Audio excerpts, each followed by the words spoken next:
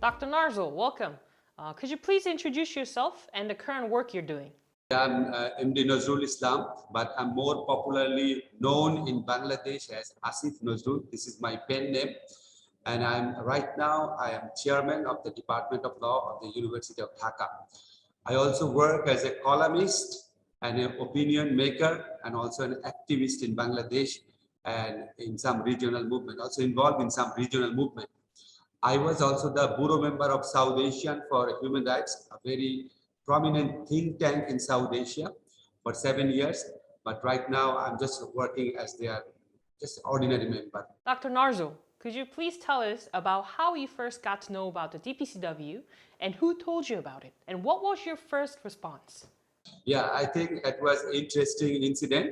I just came back from London after completing my PhD on international law, and I had close connection with Dr. Kamal Hussain. Dr. Kamal Hussain is the most prominent legal expert in Bangladesh, and he's a global name. He's globally famous for his excellence in international law education and international law dissemination.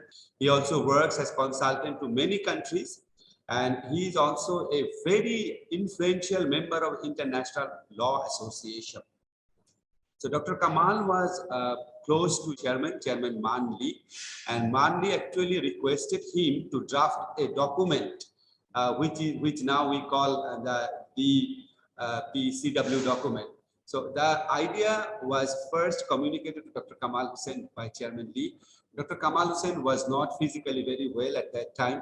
So it was probably 6 years ago. I was in his chamber and he just offered me, do you want to take the challenge? He will draft a document combining all the declarations and charters and agreements passed by the United Nations for cessation of war and for establishment of peace, plus reflecting the regional context of Korea, South Korea, North Korea, the both Korean peninsula, plus the culture of peace, plus the needs for promoting culture of peace.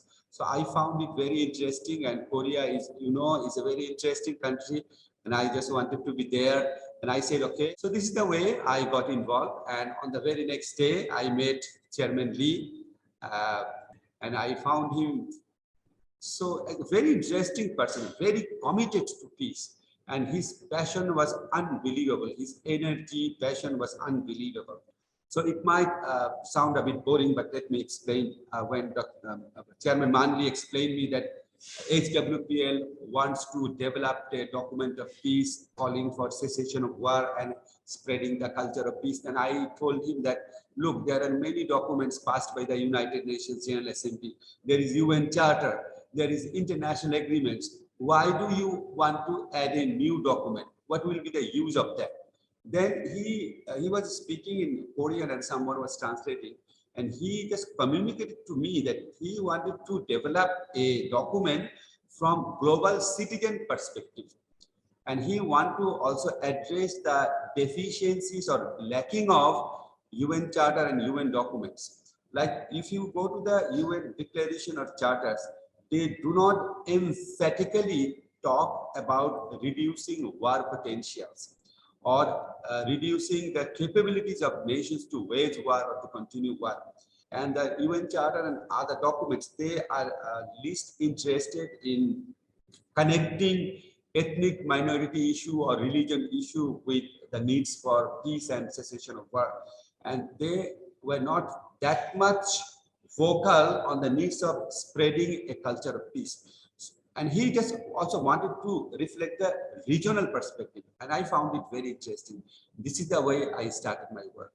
To go a bit more in detail, could you please share us the process of the drafting of the DPCW after your visit to Korea?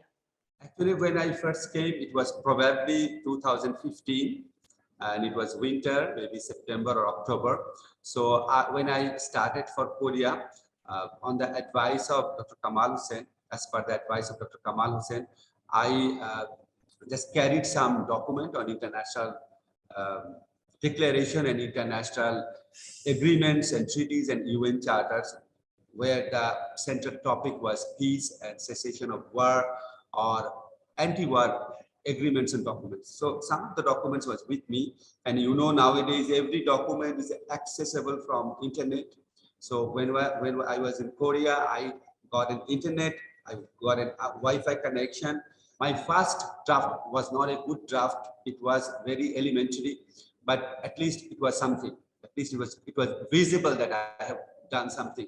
Then I spoke to them and I said, look, this is a task which cannot be completed in one sitting or within 3 or 4 days. Let me go back to Bangladesh, consult with Dr. Kamal Hussain, and send this document to other member of the International Law Committee of HWPL. Let me get their feedback. Let me improve it. Let me work on that. Let me come back to Korea with a much improved version. They agreed, and I worked accordingly. And so with the feedbacks from some very good legal minds all over the world, and with the guidance of Dr. Kamal Hussain, I improved the document a lot. Then probably in 2016, there was the first session dedicated on the discussion of this document. I presented the 10 article, it was 9 or 10 at that time, and I still can remember, let me name them. Professor Fatih Kamicha from Tunisia was there, Gustav Moller from Finland, Enver Hassani was there, Rifat Ahmed from Egypt was there, and of course Dr. Kamal Hussain was there. And after a couple of sessions, Professor Kieran Berg joined us. He worked a lot to improve this document. If you ask me to name at least one person who should be credited with the final version of this document, this declaration of peace and cessation of war, I should name Professor Kieran Berg. He worked a lot, he improved a lot. So with the effort of all of those and with constant feedback from Chairman Manli, we developed this document. And at one point we had sort of a disagreement with Chairman Manli. Chairman Lee wanted to develop an agreement type of thing. We said, look, it cannot be an agreement because this is something being produced by citizen group. Agreement can be possible between states and governments. And it was so nice of him, he agreed. Then we just renamed the document as declaration. So declaration can be from any association, any civil society group, any individuals. So that technically there is no problem. So this is the way it took nearly 3 years actually, at least 3 years to get the final version of the document. So when you were writing the first draft of the DPCW, what was the most important thing that you focused on? The central focus was establishing a culture of peace by ending the threats of war, the war potentials, and by strongly building relation between nations, communities, religions, and countries. This was the central focus. It was technically it may be complicated, but the core message was very simple. No war, peace between nations, societies, friendly relation, prosperity, happiness. This is the simple message, and everyone can relate to this message.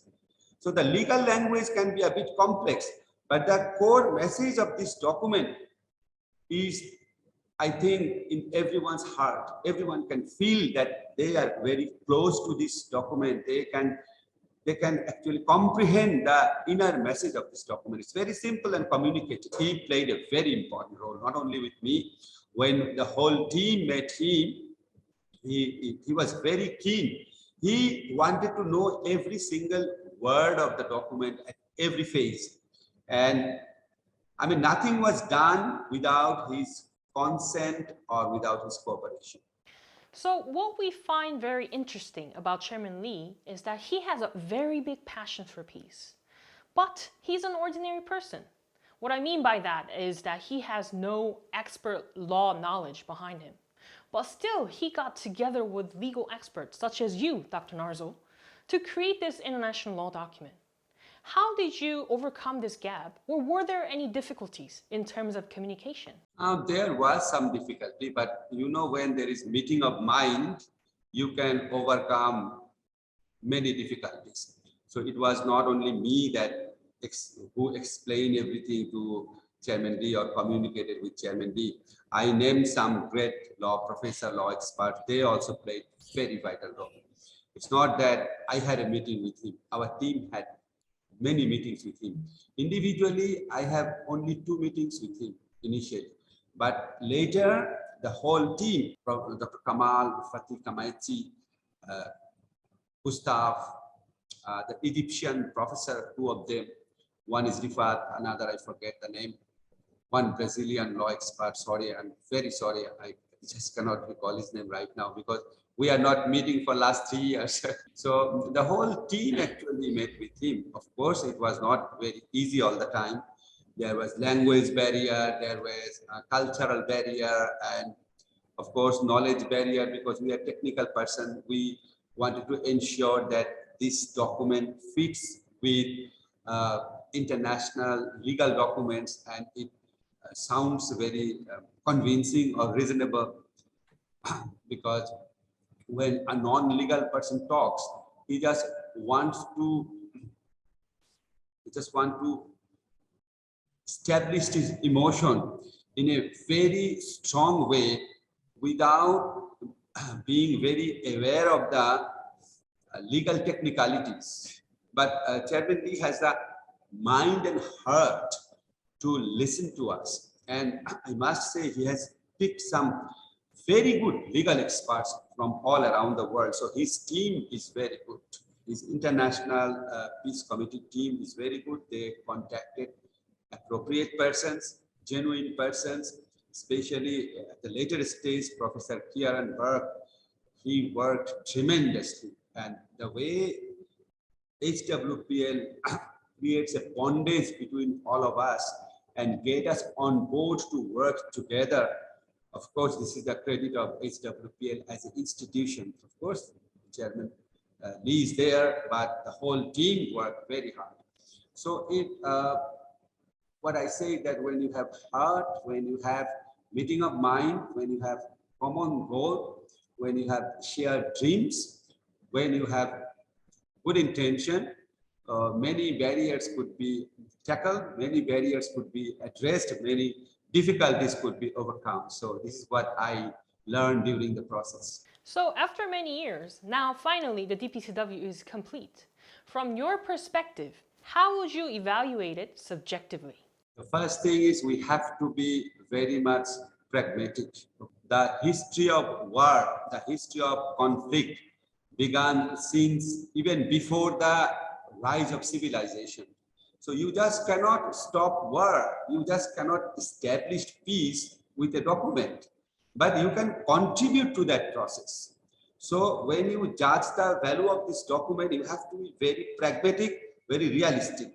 You have to judge in terms of its contribution. You cannot judge in terms of your ultimate impact. Ultimate impact cannot be measured right now. Ultimate impact cannot be very big. But the question is whether it has added something to the current culture of peace, movement for peace. My answer will be, of course, it has contributed something. It has added a new dimension to the global movement for peace, prosperity, and happiness. If you look at the impact of young generations in various countries, in various regions, I'm sure Rosalind has worked in India and he has noticed the passion from the young generation. They are at least getting involved. They are at least talking about this document. And there is at least the awareness that, so this is the contribution. And I am also very much impressed with the sustained effort that HWPL is offering to this movement for many years. So in my experience, when a movement starts from civil society group or activist, it does not last long. After 1 or 2 or 3 years, people lose their momentum, their energy, their focus, their money, their energy, everything get reduced or diminished. But in case of HWPL, this is remarkable that you are continuing with the same energy, same passion, and same dedication. So in terms of contribution, I think HWPL should continue its effort. We cannot change the world, but we can be a part of the process or the movement for changing the world or for establishing peace in the world. So the inner satisfaction is the most important thing. We may not be able to change the world, but at the end of the day, if we can tell ourselves, look, we have worked to the best of our potentials.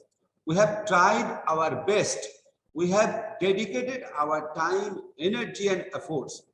So this is the self-satisfaction. This is the community satisfaction, which is most important. And this is the way you differentiate yourself from other people who are living a peaceful life, happy life, very selfishly. HWPL has dedicated itself, the staff, the person, and the members, International Peace Committee members like us of the HWPL, we have the satisfaction that we are thinking about other people and we are at least trying to do something. So as long as this commitment and effort is continuing, as long as this commitment and effort is genuine, this is our success. So you mentioned that this current United Nations Charter and the existing documents are quite weak in preventing a war, having a potential of rising a war, connecting religion and minority communities, right? So is the current version of the DPCW complements these weaknesses that the original United Nations Charter and other existing documents have? Yeah, in a way, you can say that this is a complementary document and it has touched upon on many issues and from many perspectives. For example, this document talks about self-determination in a very different way. So we have seen artificial state created by big powers. Look at Korea, South Korea, North Korea, this artificial division. So when you try to find answer in existing international documents, when you try to find the respond to the grief and frustration of North Korean people in the existing UN document or other declaration, you may not find the answer. But if you look at the HWPL document, you see there is a beautiful provision and right to the self-determination, right to self-determination. There it is clearly said that the artificially divided people, they should be given the chance to decide their fate. They should be given the chance to determine their destination. For example, artificially divided members of two states, they should be given a chance to decide whether they should remain as one state or a different state, or whether they should remain as one nation or different nation.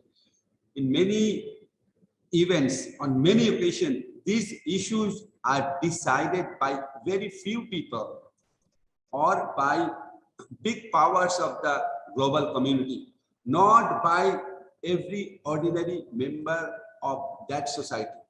So HWPL document, DPCW document talks about, when it talks about self-determination, it talks about the right of the people of a nation to decide how they would form their country, whether they would be two countries, whether they would be divided, whether they would form one country.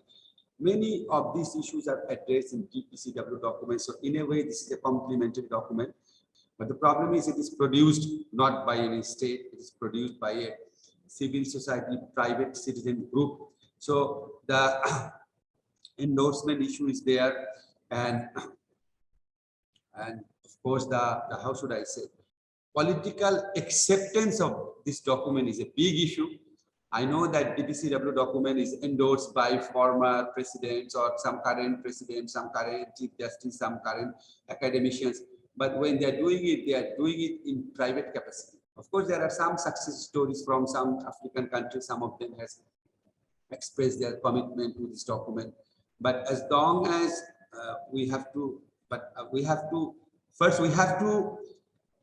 try our best to this declaration get endorsed by a UN forum, for example, by UN General Assembly. UN General Assembly, previously UN General Assembly passed some resolution on the basis of work of private bodies or non-governmental organization like HWPL or like activist groups. So HWPL should double up or significantly strengthen their effort to get this document passed or endorsed by an international community. The intergovernmental body, it should be passed by an intergovernmental body. For example, ASEAN, for example, SAARC, for example, European Community, United Nations General Assembly, this type of intergovernmental body, then it will draw much more attention. And another thing is, because of pandemic, our in-person meeting has remained stopped for 2 or 3 years. I think we should meet immediately together and find ways for the new phase of our peace movement, because the pandemic situation and the Russian-Ukraine war, these elements have added new dimension to global peace movement.